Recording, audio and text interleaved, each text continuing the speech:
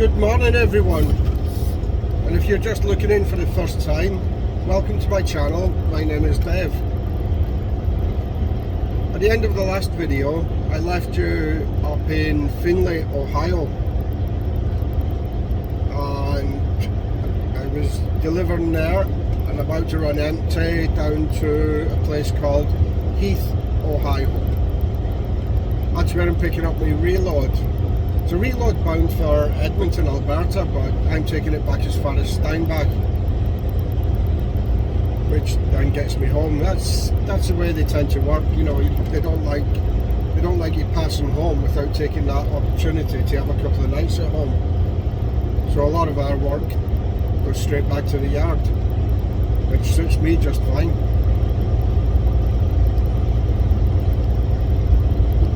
So it's Thursday the 15th of December, and welcome home, Craig. My son Craig's home from the army for 3 weeks. I think he's home for. So welcome home, Craig.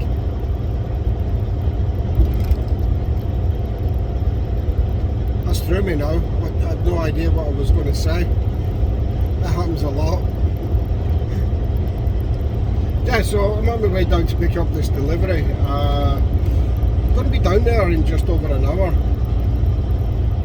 So around noon, around 12 o'clock, I'll be down there. I'm not actually due to be there till 2 o'clock, but I'm going to head straight down there anyway, see if I can get loaded early, because that would be a big help for getting me home Saturday. I mentioned in the previous video that I've asked to be home Saturday. We have a Christmas party Saturday night, so it looks like it's going to work out. But the earlier I can get home, the better. I just want to get down here and get loaded and at least turned around. I can make it home from where I'm picking up. I can make it home in 2 days. It's a little over 2,000 kilometers, which I can do in 2 days. So even if I didn't leave till tomorrow morning, I would make it home, but it would be late before I got home. So I want to get going and do, well, try and do a few hours later on today, and maybe get home for lunchtime on Saturday. The Christmas party's up in Winnipeg. That's a little over an hour's drive from where we live. We live right out in the country. The nearest town is Steinbach, but that's 15 miles away. Our nearest neighbour is over half a mile away.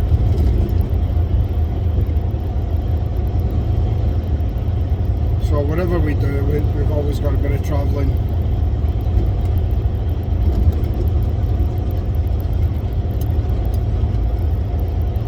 So that's what we're up to. We'll get some footage closer to my reload, and obviously on the way back home for this video. So I'm now in Heath, Ohio, just under 5 miles from where I'm loading. GPS is now telling me that we've got a no truck route ahead. I have checked the map as well. The Rand McNally map is the go-to map over here. I've checked Rand McNally map and it's shaded as a truck route. So one of them's wrong, and we're going to find out which one.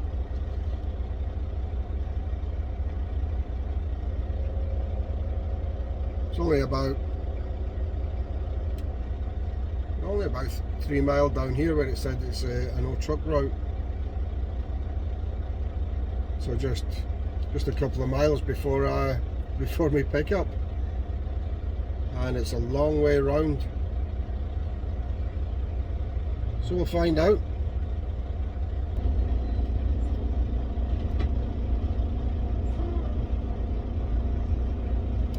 So I'm getting really close to my pickup. I'm just checking the GPS while I'm stopped here at the lights. but there's not, there doesn't seem to be.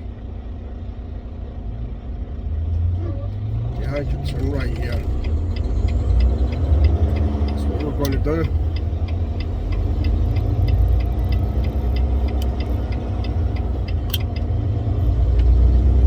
Because it had me turning right, going past the delivery, turning right, and then right again to come into it.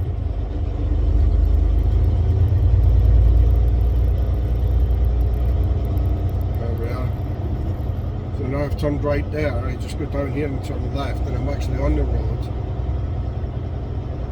that I want.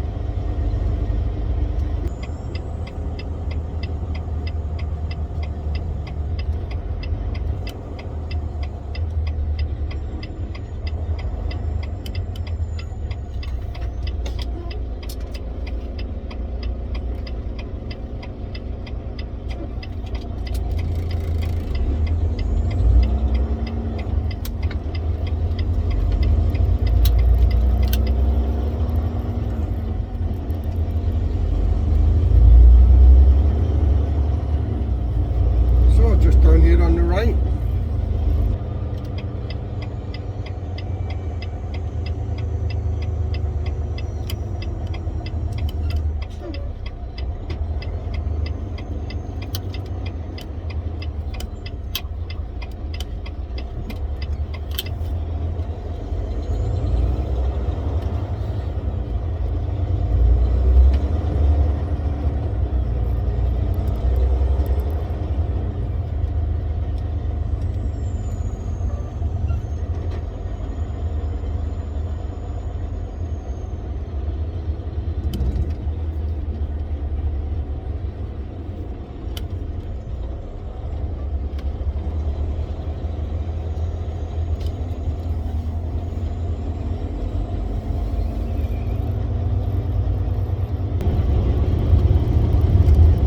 So we got loaded.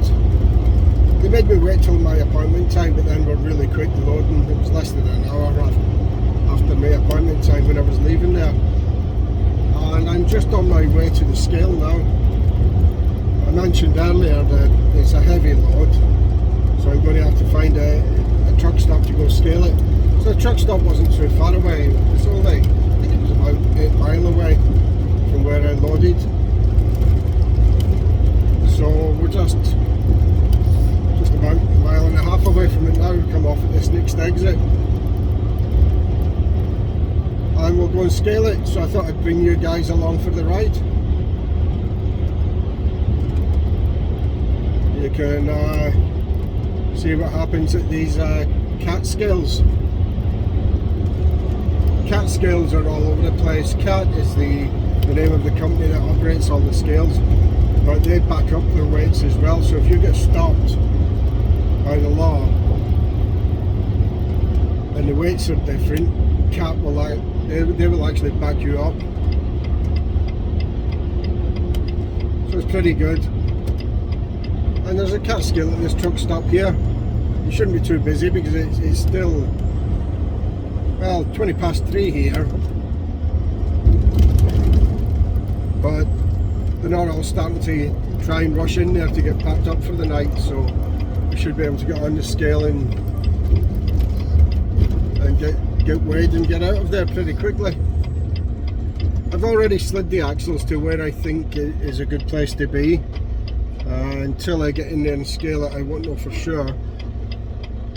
I know I'm definitely not over on my drives, and I'm thinking it's a good place for the trailer as well.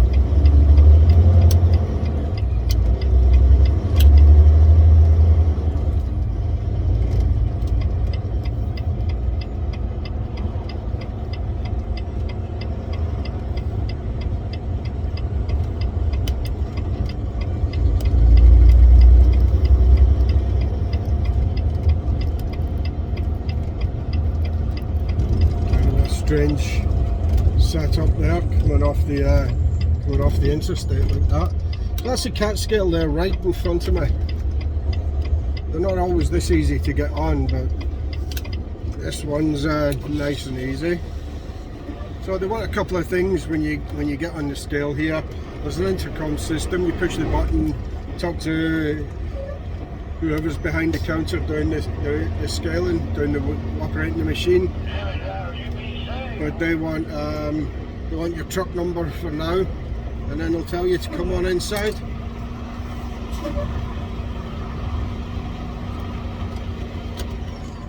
So I'll just take you off here so you can maybe see what's happening. First way, please.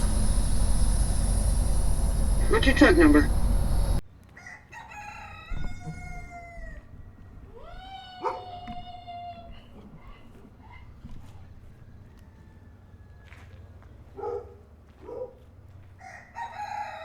That's it, yep. Okay, see you inside. Thank you. So that's it, guys. Nearly messed that up, but you get the idea. Right, so I've got to park up and go inside.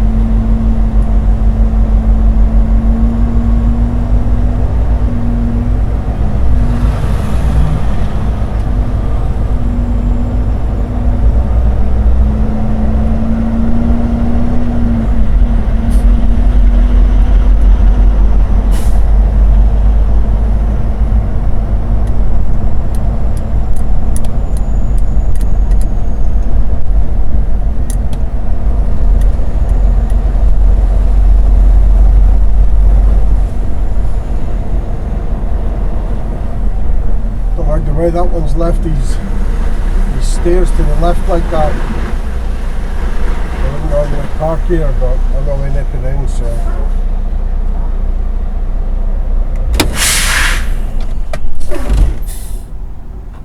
Right, so that's it, guys. I'm off inside to get the ticket.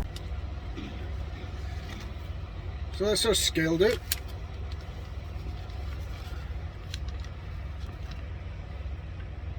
There is my scale ticket. All perfectly legal. A little bit heavier on the back, on the trailer, and on the drives. So I've actually just slid the tandems one hole just to put a little bit more weight on the drives. I'm going to be running into some bad weather on the way home by the looks of it. So I would rather have a little bit more weight on my drives, but still keeping it legal. Oh, wait a minute, get a bottle of water out.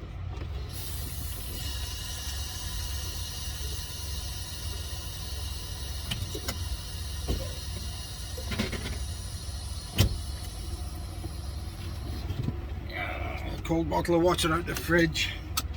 We're on the way up now. So, you have 7 hours and 22 minutes of remaining drive time. 7 hours and 22 minutes remaining drive time, and it is 25 to 4 here, so we certainly won't be doing that much. I'd like to do maybe 3 hours though. 7 o'clock, yeah, maybe even 4 hours.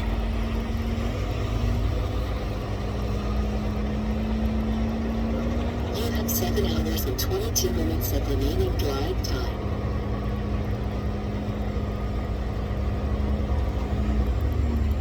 So we'll get out of here, get back on the interstate.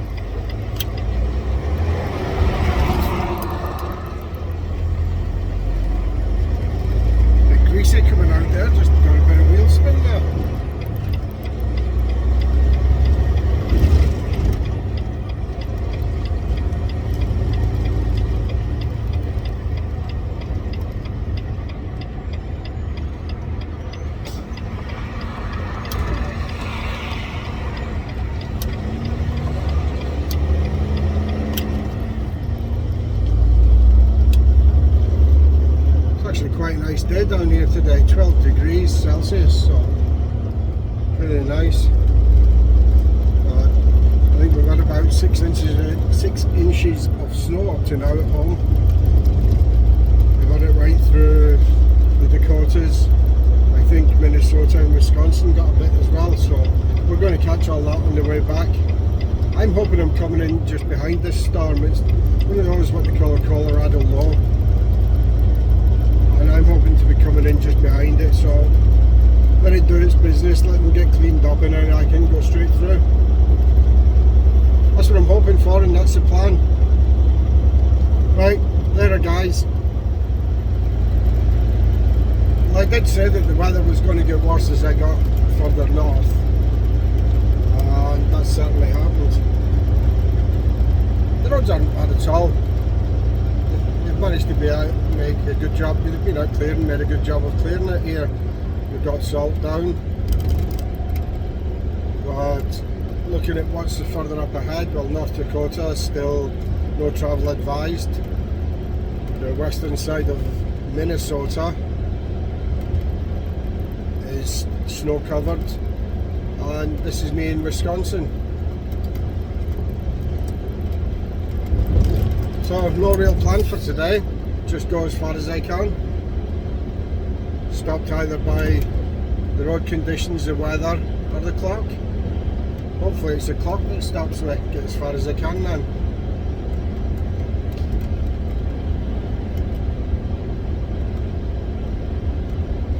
I should still be able to make it home tomorrow, as long as they clear up the mess in North Dakota.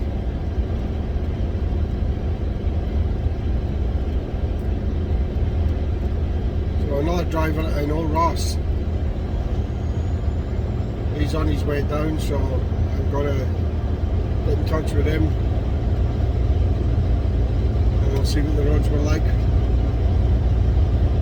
I can't get that far tonight anyway, that'll be tomorrow morning, but it's nice to know what's lying up ahead.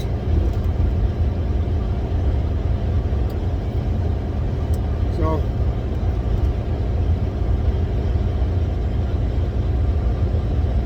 very picturesque, but that's it.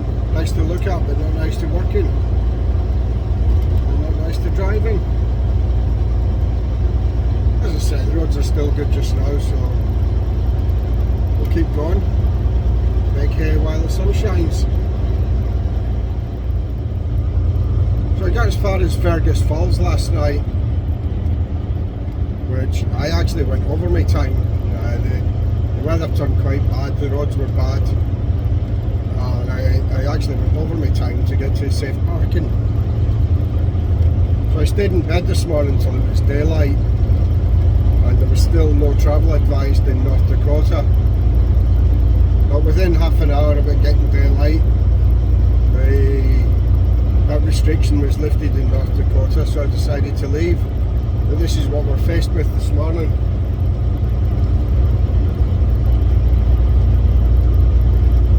The other side seems to be worse. It looks like 2 lanes just covered in ice on the other side. Some of them are just creeping along on the other side. At least we've got one usable lane here. The other one's not too bad, but that gets a bit rough driving on that. So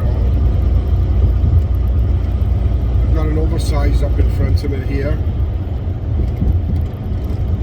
He's taking up the left lane, so no one can get past anyway, so we'll follow him down this left lane. I've actually got another one of our trucks behind me. I don't know who it is, I haven't seen him. But he's basically just following me and doing what I do, so it's the blind leading the blind here.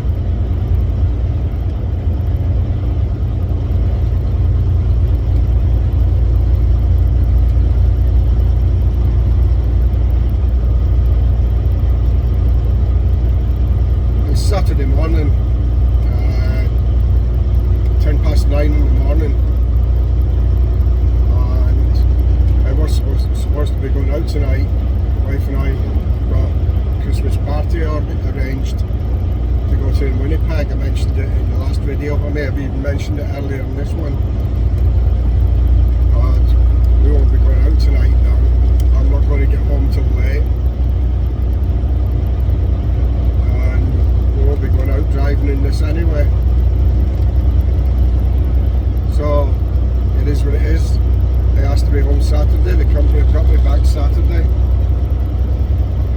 unfortunately, because of the weather,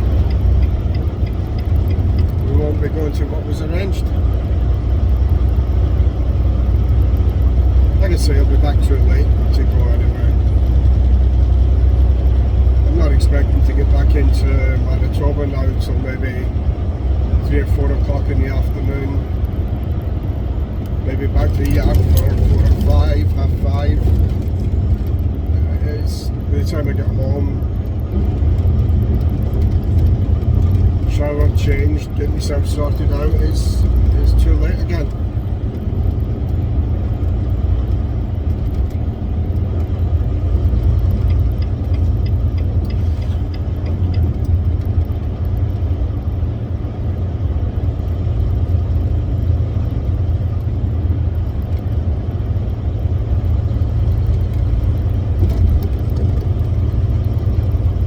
Expecting the roads to get worse once we get off 94. I think I just said that actually.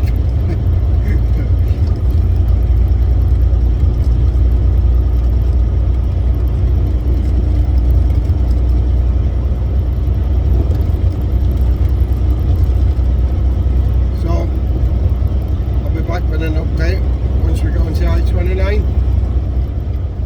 Well, as I suspected, the roads did get worse. This is just sheet ice with a bit of dust and snow over it. Now it's got to the stage. They haven't put anything down on top of it, and it's got to the stage where they can't plough this now, because the plough's not taking anything else up off the road. And they haven't bothered putting anything down on top of it. No salt, no sand, nothing. We're just driving on top of this ice. Spent the time shifting from the shoulder there, which is a little bit more traction,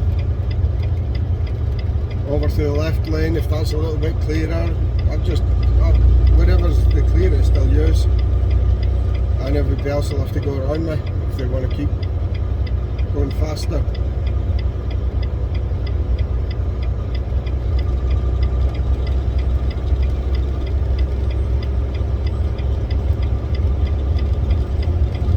Definitely not the best weather for driving. And if there's anybody coming north on I-29, I'd tell them not to bother. Leave it a few hours. Let them do something with this. The clouds have been out, but they're still not putting anything down.